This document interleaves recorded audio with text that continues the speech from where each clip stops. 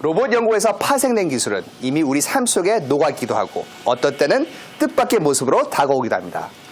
예를 들면 지금 보시는 이 기계는 로봇 기술을 위해 개발한 인공근육 기술을 사용한 재활운동 기계이죠.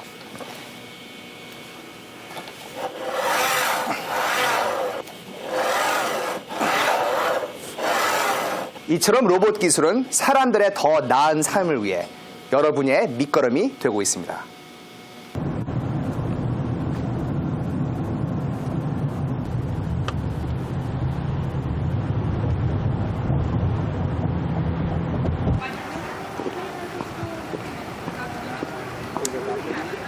My name is Jonathan Cowley.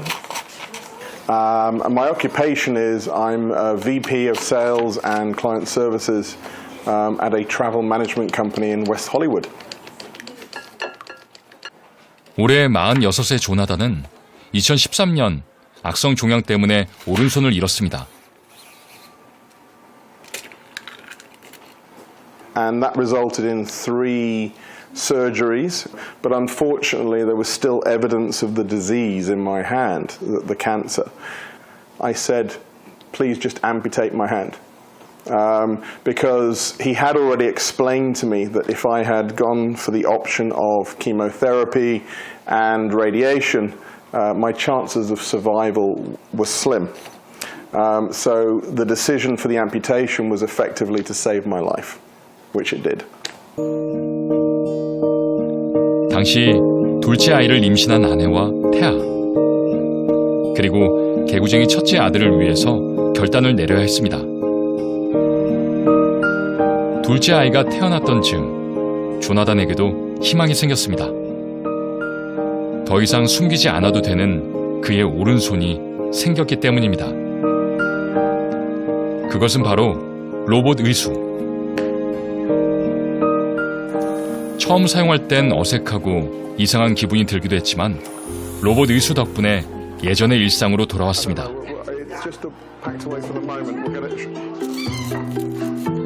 퇴근 후 조나단의 늦은 저녁 식사 시간.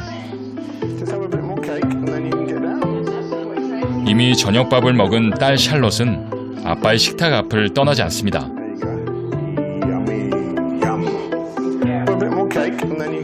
로봇 의수에 적응할 때까지 가족들도 조나단도 꽤 많은 시간이 필요했습니다. One of my first memories of my hand is when I stood in the mirror and looked at my wife and said to her, "Look, I'm whole again." Can you come a bit closer to Daddy? Come on. 조나단에게 로봇 의수의 의미는 단순히 잃었던 손 하나가 아닙니다. 두려움을 극복할 수 있었고 아이들과 함께 노는 시간의 소중함을 깨닫게 해준 따뜻한 과학기술입니다. 조나단의 팔을 만드는 회사를 찾아가 봤습니다. 홍보를 담당하는 직원. 모제스도 사실 로봇 의수를 사용하고 있습니다.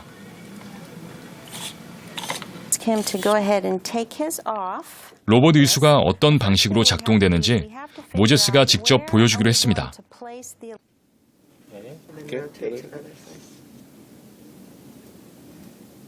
So let's say for somebody that has a transradial loss or loss in the forearm, typically we will find a spot right here over the muscles that make your hand do this type of motion. And then we'll find another site on the other side, and those muscles typically let you do this type of motion. 살아있는 근육 신호를 찾아 전극을 붙이는 이유는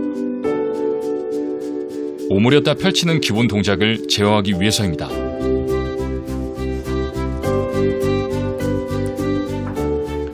가장 활발한 근전도를 찾으면 의수 안에 전극 센서를 장착합니다.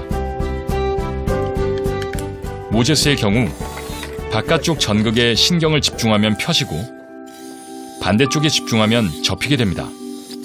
So then when I want to hold on to a bottle, I'll do close and I'll stop. Then I can go close, some more, close, and then open. I'll drop it. 소나귀의 힘 조절이 될 수 있도록 연습이 필요하다고 하는데요. 전극의 위치는 뇌의 신호를 가장 잘 받는 지점으로 움직이겠다는 생각이 전달돼 로봇 의수 안에 장착된 작은 제어기로 신호가 흐릅니다. 이때 제어기는 모터를 가동해 손을 움직이게 해주는 것이죠. 오므렸다 폈다 하는 동작만으로는 일상생활에서 충분치 않아 보이는데요. 그래서 이 회사의 연구팀은 24가지의 일상적인 동작들을 아예 로봇 의수 안에 프로그램으로 집어넣었습니다. 그리고 휴대폰으로 조종이 가능하도록 그 프로그램은 애플리케이션으로 제작되었습니다. He customized this grip For the camera. for the camera. 모제스의 취미는 사진 찍기. 또 개인적으로 추가하고 싶은 동작들도 개인별 맞춤이 가능하도록 설계되었습니다. And having a tool that looks so much like my real hand actually has helped me psychologically as well go back to not feeling disabled in any way. 웨어러블 로봇은 사람의 신체 기능뿐만 아니라 정서까지 강화시키고 있는데요.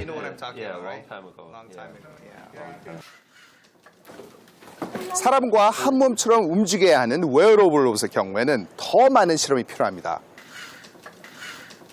넘어지기로도 하면 심각한 안전 문제가 생기기 때문이죠.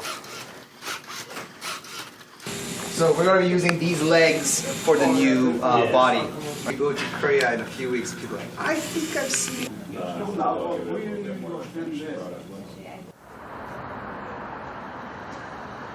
큰 것 같아요. 걸을 때 국내 연구진이 개발 중인 로봇 의족의 임상 테스트 현장. 배터리랑 이런 거. 재활이나 치료 목적의 웨어러블 로봇은 파일럿, 즉 임상 테스터가 무척 중요합니다. 인도의 보도블럭이 그렇게 울퉁불퉁하게 깔리는지 몰랐습니다. 이렇게 걸어보니까 정말 이렇게 발 계속 부딪히고 넘어질 뻔도 여러 번 했었고요.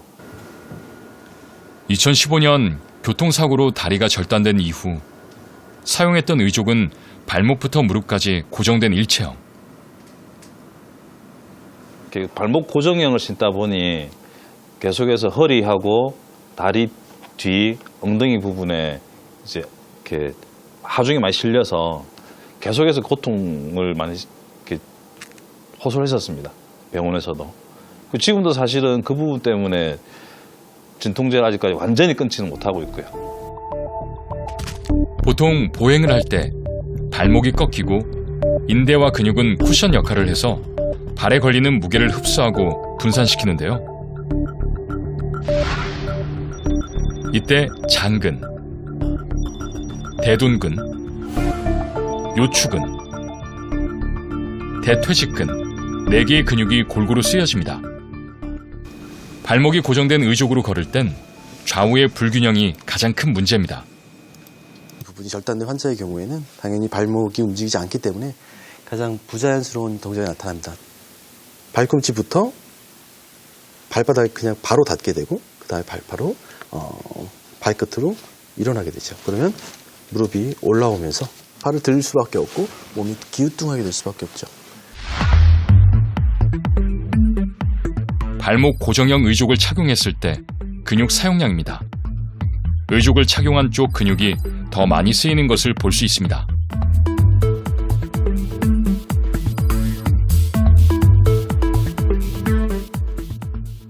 사람의 발목이 굉장히 작은 시스템인데요. 그러면서도 굉장히 큰 힘을 내는 그러한 구조를 갖고 있습니다. 그래서 저희가 사람이 그 로봇 의족을 착용했을 때 이질감을 느끼지 않기 위해서는 작은 사이즈와 가벼운 무게에서 큰 힘을 낼 수 있어야 되거든요. 그래서 그러한 부분을 기능적으로 구현하는 데 가장 큰 노력을 들였습니다.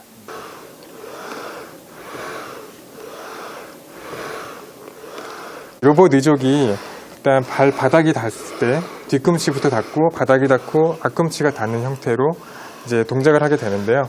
각각의 상태에 맞게 계산된 힘으로 이 발목 그 기능을 하게 되면 사람이 이제 보다 자연스럽게 걸을 수 있는 형태가 되는 것입니다. 그렇다면 로봇 의족을 사용했을 때 어떻게 달라질까요? 장근을 제외하고는 좌우 균형이 비슷해진 것을 볼 수 있습니다.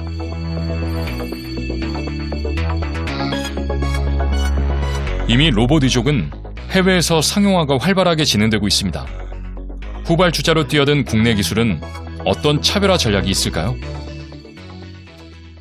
외국 제품 같은 경우에는 등을 들어주는 역할만 하는 게 1.4kg이고요.